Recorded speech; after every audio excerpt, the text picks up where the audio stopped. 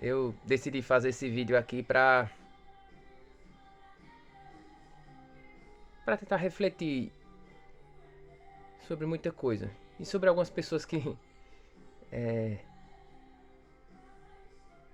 eu identifico nessa passagem. Agora eu consegui identificar essa passagem em algumas pessoas. Umas estão preparadas para recebê-las, outras ainda não. Mas o importante é que Deus vai agindo. É como o fruto no pé. Ele começa com uma flor, da flor brota-se o fruto, e o fruto vai crescendo, crescendo, crescendo até amadurecer ao ponto de ser colhido. E glórias a Deus por isso.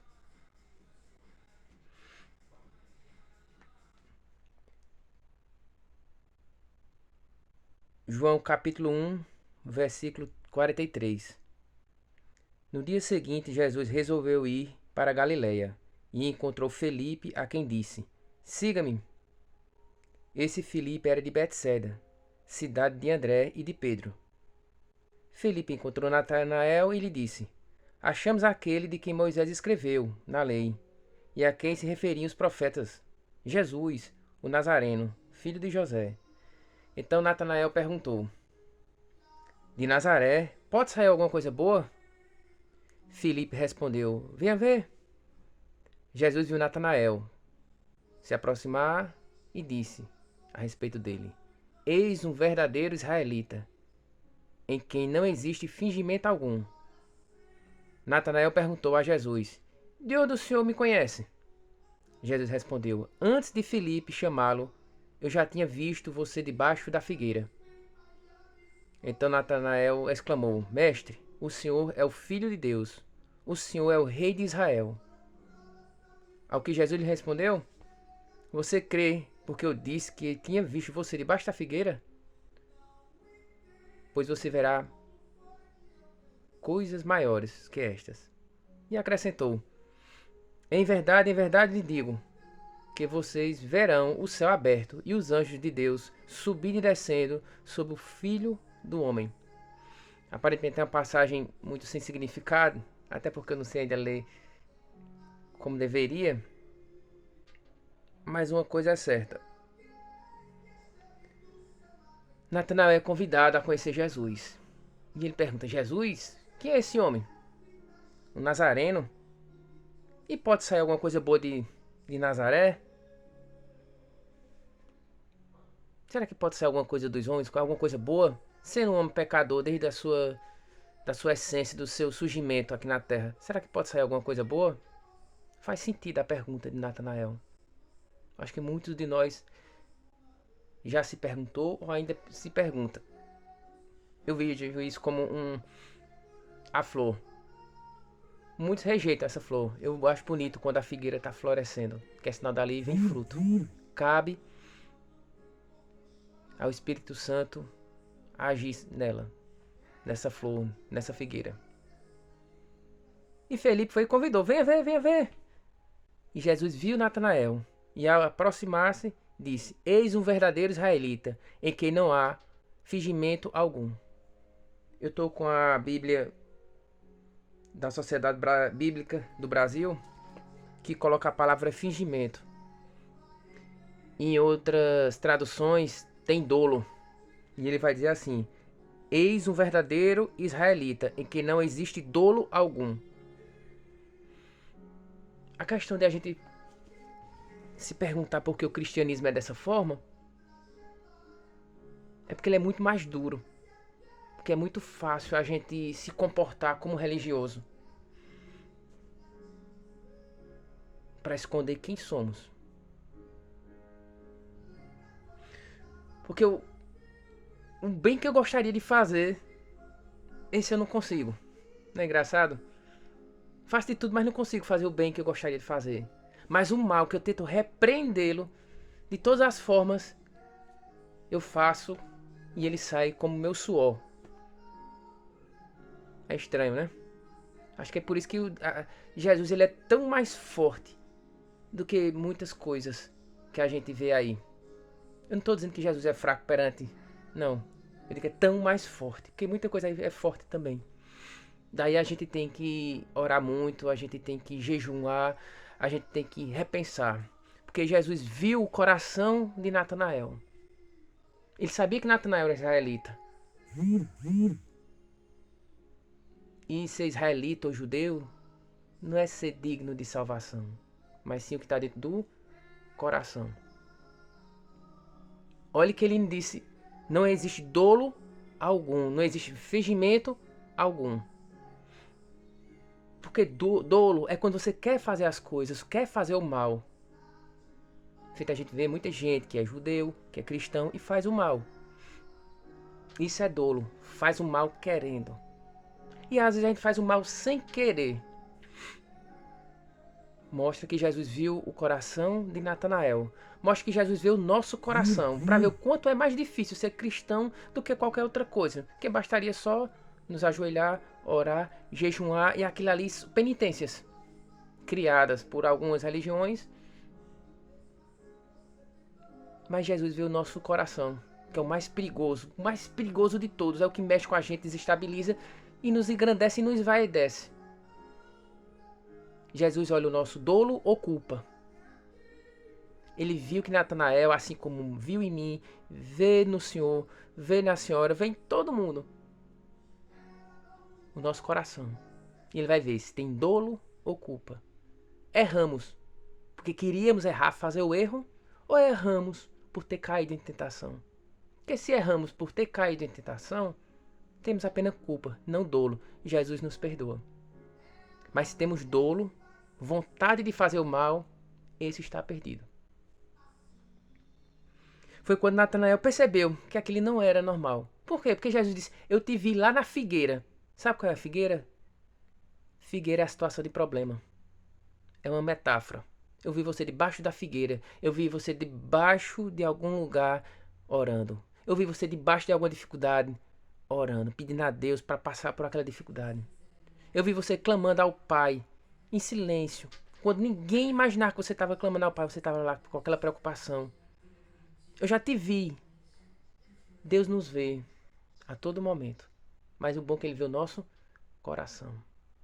Ele sabia a dificuldade que Natanael estava passando. Por isso ele chamou de figueira. Eu vi que você basta aquela figueira. Que figueira essa, a época, era sinal de alguma dificuldade. Então eu te vi naquela dificuldade. E como Natanael sabia que estava passando por alguma dificuldade, ele se viu diante do Senhor. Mestre, o Senhor é o Filho de Deus. O Senhor é o Rei de Israel. Mas mesmo assim Natanael chamou de mestre, não chamou de Senhor. Porque a fé é todo dia, todo dia, todo dia, todo dia. Quem tem fé não é um estado, mas a perseverança nela. Para não cair em tentação. Para a gente não se acostumar na tentação e daqui a pouco estar se comportando em vestimenta, em hábitos, em comportamentos. Que aí banaliza e se transforma dolo. Aí a gente vai perdendo a nossa essência e Deus continua nos vendo. Porque ser condenado aqui é muito mais fácil, porque tem advogado, tem segunda, terceira instância, tem político que muda aquilo, e a gente acaba se safando de alguma forma. Tem até... Não, vai ter o majorante, tem atenuante, tem tudo pro benefício do homem.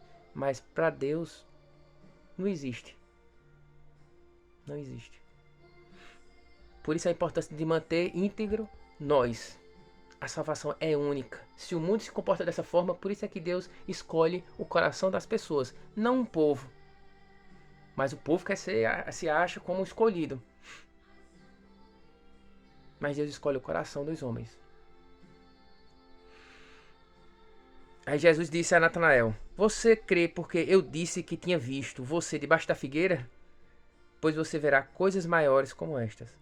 Em verdade lhes digo que vocês verão o céu aberto e os anjos de Deus subindo e descendo sobre o Filho do Homem. Isso quer dizer que Natanael viria a glória e a graça de Deus. É o que a gente busca. A fé é individual, não é coletiva.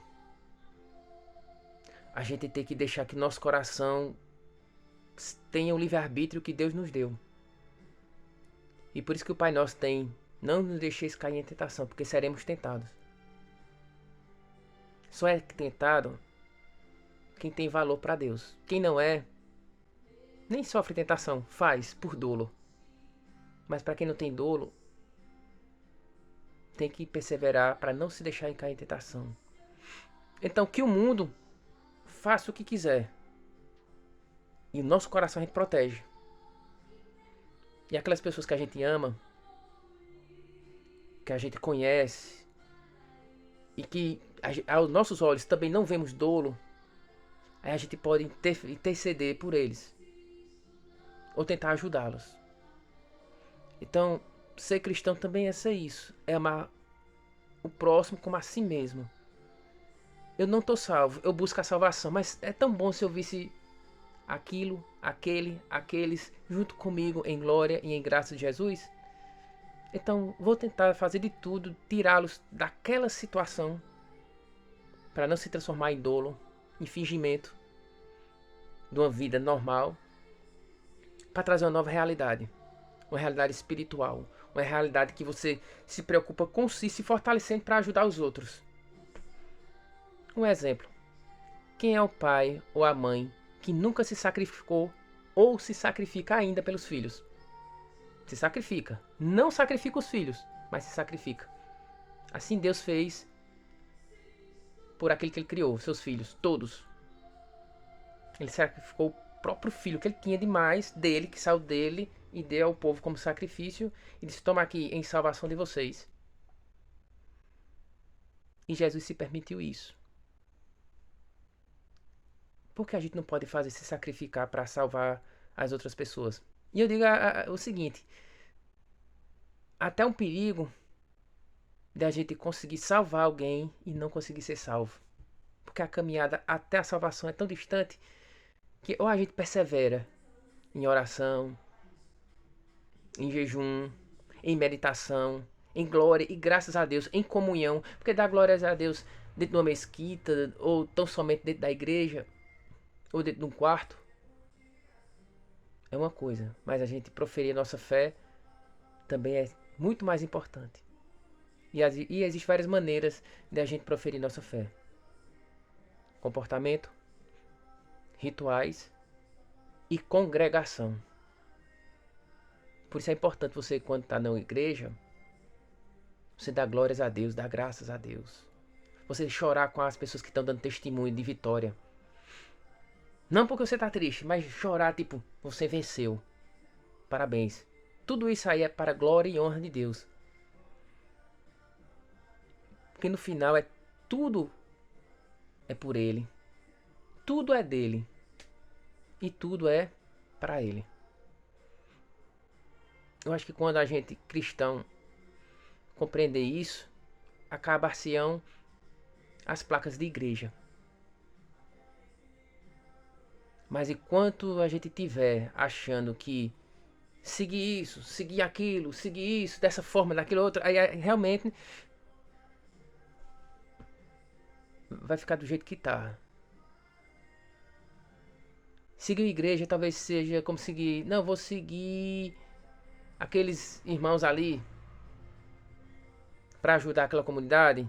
Eu vou seguir, quer dizer, acompanhar os passos daquela comunidade. Olha, eu não tenho condições de ficar fazendo visita, eu não tenho condições de ficar fazendo um pastorio de pessoas, porque eu não tenho tempo.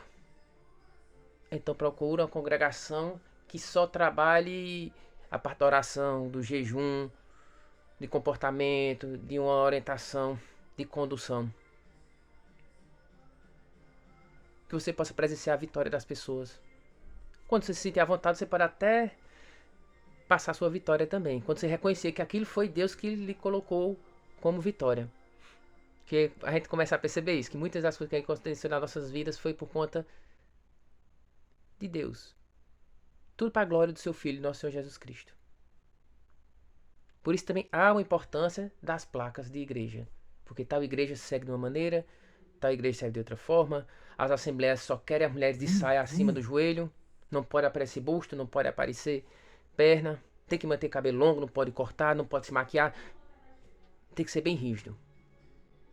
Já em outras tem, enfim, cada um segue conforme seu estilo de vida. É uma adesão ao estilo de vida.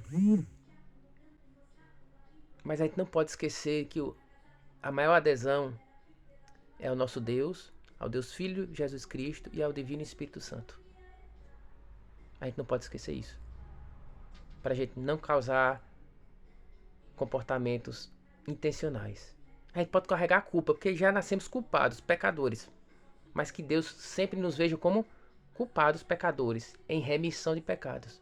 E não como dolo, como intenção de fazer o mal. Isso não, Deus não pode ver isso na gente.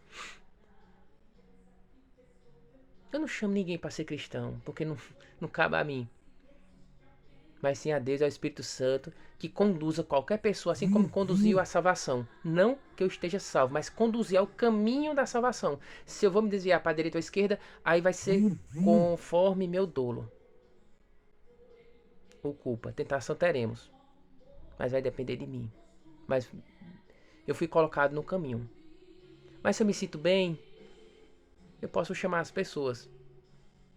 Eu não posso garantir salvação. Eu posso garantir que, se no caminho estivermos, salvos seremos. Acho que parece uma coisa muito distante a salvação. Porque os prazeres daqui são muito melhores aos nossos olhos. Tô com fome, vou ali e como. Tô com sede, vou ali e bebo. E depois? Aí sim entra a fé. Aí é um prazer que a gente não consegue decifrar, porque não é humano. Ser humano quer dizer, eu quero me manter humano. Quero me manter aqui, na necessidade e no abastecimento da minha necessidade. Mas quando a gente busca a salvação, é a gente querer ser eterno. Eterno em glória e em graça junto com o nosso Deus. Eu não tenho como dizer qual é essa sensação. Mas é uma mistura de alegria, de satisfação e de medo. Medo de perder a salvação. Por isso que a gente persevera. Por isso que a gente faz alguns rituais. E não devemos nunca duvidar da fé de ninguém. Onde estiver essa pessoa, não devemos duvidar da fé de ninguém. Porque, como disse, quem nos coloca no caminho não é a gente, mas sim a Deus. Quem faz florescer e amadurecer o fruto não é o jardineiro, o agricultor, mas a terra que sustenta a figueira. É o céu que ilumina, é a chuva que molha. É Deus em todas as formas. Essa passagem é mais ou menos isso. É dizer que para ser salvo, a gente não pode ter dolo, porque Deus vê o nosso coração. E ser um israelita é mais uma metáfora. Quem não usou o nome judeu? Ele judeu israelita. Quer dizer povo de Deus. Por quem é de Deus não tem dolo, tem culpa por ser pecador. Denominações é criada pelos homens para favorecer adesões. Mas onde você estiver, faça adesão a Deus, ao nosso Senhor Jesus Cristo, o Salvador. E a partir disso o Espírito Santo vai trabalhando no amadurecimento do fruto.